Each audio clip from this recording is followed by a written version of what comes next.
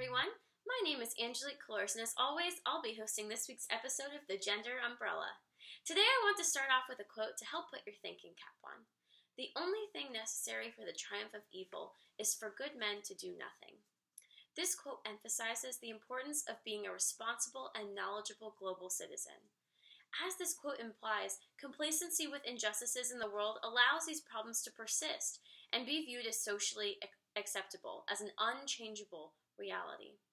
Today I have three special guests here to talk with us about their areas of research on topics related to gender and conflict. I'll let them introduce themselves. My name is Chika Onyedike, and my research topic was the aftermath of #BringBackOurGirls. The reason why it's important is because on April 14th, 2014, 276 girls were kidnapped by the Boko Haram from Government Secondary School in Chibok, Borno, which is in Nigeria. 57 girls have since escaped, 219 girls remain in captivity, and none of the girls have been rescued. It's December 2015, and those girls are still missing. My name is Laura Mahan, and my research is focused on male batterer intervention in the United States. And it's an important topic to discuss because domestic violence affects nearly 4 million women a year. And I believe that in order to make a sustainable change in the rates of domestic violence, we need to focus on the men who are creating the violence so we can better understand their behavior and how to address it. Hi everyone, my name is Claire Nichtine, and today I'm going to be talking about the gendered aspects of labor trafficking and how it has encouraged the propagation and marginalization of the male labor trafficking victim. And I think that you should care about this topic because you might be a part of the problem without even knowing it. While these topics may seem daunting and complicated, our goal today is to make these topics accessible and relevant to you, our audience. To start off, we'll have our guests address some broad thematic topics and elaborate on how these themes apply and manifest in their research. Our first question is, what are some of the cultural, structural, and/or institutional elements that contribute to the persistence of these issues? These themes apply to terrorism in Nigeria. From a cultural standpoint, Nigeria is a patriarchal society. The value of women compared to men is very little. That is why the issue of the girls still being missing persists. If Nigeria valued their women, there would have been more action done by the government to bring back those girls. From an institutional standpoint, the issue from that side is that the girls taken from the school might not be viewed as girls. The Nigerian constitution does not have an age limit for marriage. Because of that, people from developed nations view the girls taken as girls. However, they can be seen as women of age for marriage and subsequently viewed as inferior or not worth fighting for. In terms of domestic violence, culturally speaking, whether it be from the batterer, community members, or even law enforcement in the judicial system, is that the victim brought the abuse on themselves by doing something that upset their partner. Institutionally speaking, what I see as the biggest contributor to the persistence of domestic violence is the no-drop prosecution and mandatory arrest policies. Though these policies were originally created to help take the burden of decision-making off the victims as to whether or not their partner should be arrested or prosecuted, what they've actually become is another form of abuse towards the victim. In the case of no-drop prosecutions, the state takes over the case, turning it into a criminal trial, which turns the victim into a witness, who is then forced to come face-to-face with her batterer and publicly state what he has done to her. And failure to show up for these court dates will often result in arrest for contempt of court for the victim. When it comes to mandatory arrest, what we see happen is if the responding officer cannot distinguish between the victim and the batterer, both parties will be arrested. As both my colleagues have stated, there are power disparities between the role of men and women. This particularly applies to labor trafficking. Since virtually the beginning of time, the representations of the male population have been as the dominant sex, as the protectors of families, as the providers for women as well. Institutions complicate this issue in two capacities. First off, aid programs are targeted primarily to help both women and children. This introduces a problem when aid is aimed to help sometimes the victim, but not all of them. In terms of laws, there are laws concerning labor trafficking and human trafficking, but they don't necessarily apply to men. And while there have been improvements and amendments, over recent years, we still have a long way to go before they're equitable. Wow, that was all really insightful. I had no idea.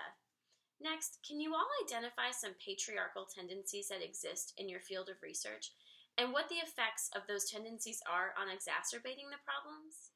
There are definitely patriarchal tendencies manifesting in Nigeria and in the Boko Haram. The Boko Haram rely heavily on gender roles. It's the reason they are so against people receiving a Western education, especially women. They want girls to just cook, clean, and take care of children. For them, women having power is ridiculous. Even the Nigerian government and communities rely on gender roles. My own family are Nigerian immigrants, and because my parents only had daughters, we will not have ownership of my father's house once he passes away. And it will go to my male cousins, and my father's going to be buried on the property.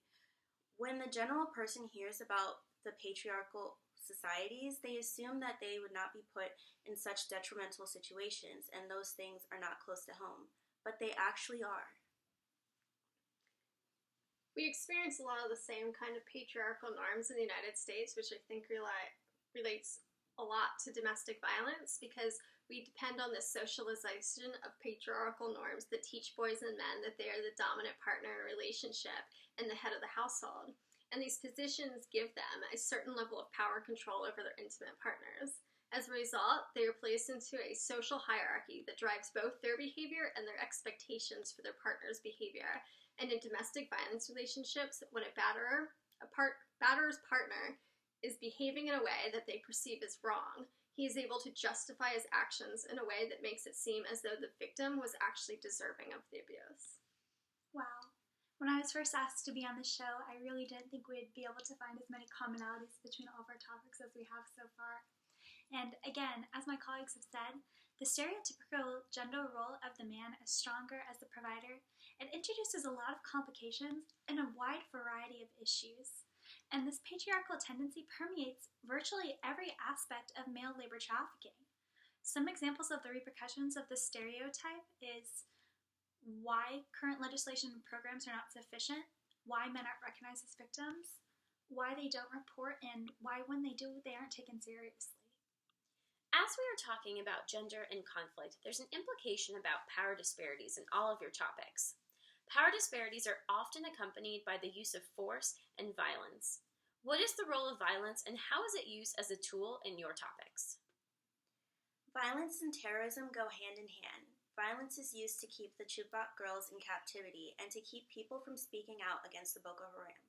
Violence is also used as a terror tactic against the general Nigerian community, i.e. suicide bombers. In abusive relationships, power is seen through the use of physical, sexual, psychological, and financial abuse, and it is used in order to gain and maintain control over the victims. The use of force and control are critical to keeping victims in the cycle of labor trafficking. The use of violence, whether psychological or physical, they both play a huge role in this issue. In terms of physical violence, it can range anywhere from keeping a male labor trafficking victim confined to a certain place to beating them. For our last general question, let's talk about the victims. What is the role of victim blaming? Why are victims not reporting in some of these cases? What potential repercussions are stopping them? Victims of terrorism in developing countries experience victim blaming at a high rate despite the circumstances. Although the women taken by the Boko Haram did not consent to the situation, if they manage to get back, then they're judged for it.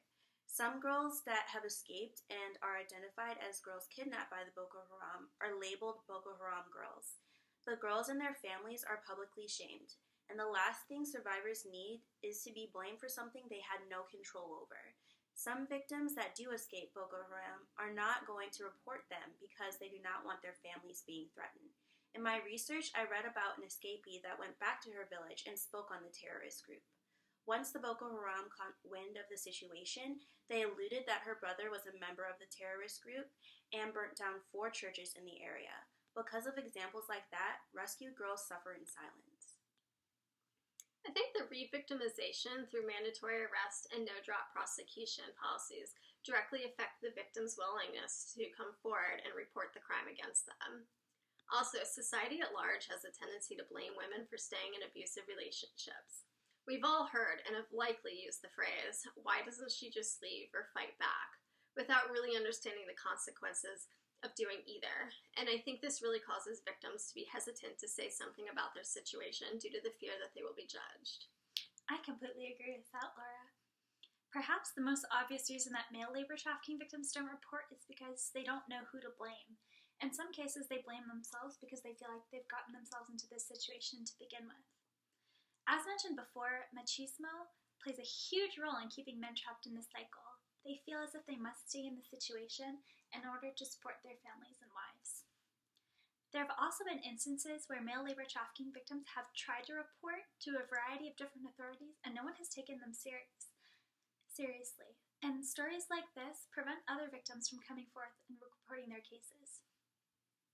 Another reason victims don't report is because they're terrified that their oppressors will report them for illegal immigration or illegal labor.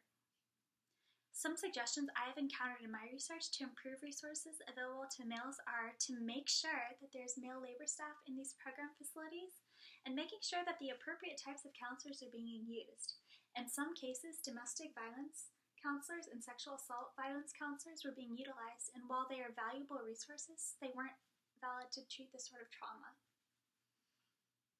Thank you all for the insight you provided thus far. It's truly been eye-opening. Now let's take some specific questions from our viewers. These questions have been submitted through our Twitter handle @thegenderumbrella. Chica, speaking of Twitter, a large portion of your research and even the title of your paper alludes to the use of social media. Could you talk about what the role of social media campaigns such as #BringBackOurGirls is, and are these kinds of campaigns worth it? Are they effective? What kind of impacts do they have? #BringBackOurGirls brought awareness to the plight of the Chibok girls, but that was it. No plans were implemented to save the girls using the hashtag, and then the issue faded away. It is surprising because if such a situation happened in the United States, there would be Amber Alerts, traffic shutdowns, vigilantes going out looking for these girls. Instead, their situation became a fad that was not talked about anymore. Social media campaigns are effective to a point. They can bring more awareness to the situation, but without any planned implementation, the campaigns are worthless. Thanks, Chica. Laura, let's talk about your research now. Based on your research, do you believe that jail sentences are the best strategy to deal with batterers? Why or why not? What kind of alternative programs would you recommend? I think each case is unique and needs to be handled as such, but as a general practice, I do not think jail sentences are the best way to handle batterers. Putting a batterer in jail often puts the victim at a greater risk of poverty and homelessness. Often the batterers are the main source of income and hold all the power over the finances in the relationship, causing the victim to be unable to pay for rent, mortgage, utilities, or groceries. What I'd really like to see is batterers being ordered to educational programs designed to address their violent behavior. I believe these educational programs have room to grow given the high dropout rate, but overall, research has determined for batterers who complete the educational programs, they reduce the rate of recidivism by 80%. Lastly, we have a question from our viewers for you, Claire. Have you personally ever been in contact with a trafficking victim, male or otherwise? Wow, Angelique, you're really not holding back with those tough questions. I honestly have to say that I don't know if I've ever encountered a labor trafficking victim, male or otherwise. And I think that's the biggest part of the problem. This issue is clandestine and underground in nature. And one source I consulted said that most victims are hidden in plain sight. This means they work in a variety of different industries: nail salons, restaurants, lawn businesses. They're of all races, all ethnicities, all ages, all genders, all nationalities. Two big issues that affect this problem are low awareness of the issue and low education about it. One thing I really want to emphasize is the importance of bystander intervention. We talk about bystander intervention primarily in regards to bullying and sexual assault, but it can be used in any variety of gender and conflict. Well, there you have it, folks. I hope that today you learned something new, something that inspires you to take action for a cause you believe in. To close today, I'm going to leave you with a quote from our very own Chika Onyedike. She said, "Not doing anything should never be the answer." I want to encourage you to strive to be the best you can be in all aspects of your life and work to effect positive change in the world. There is no cause too big or too small. Gender and conflict affect us all. We'll see you next time on the Gender Umbrella.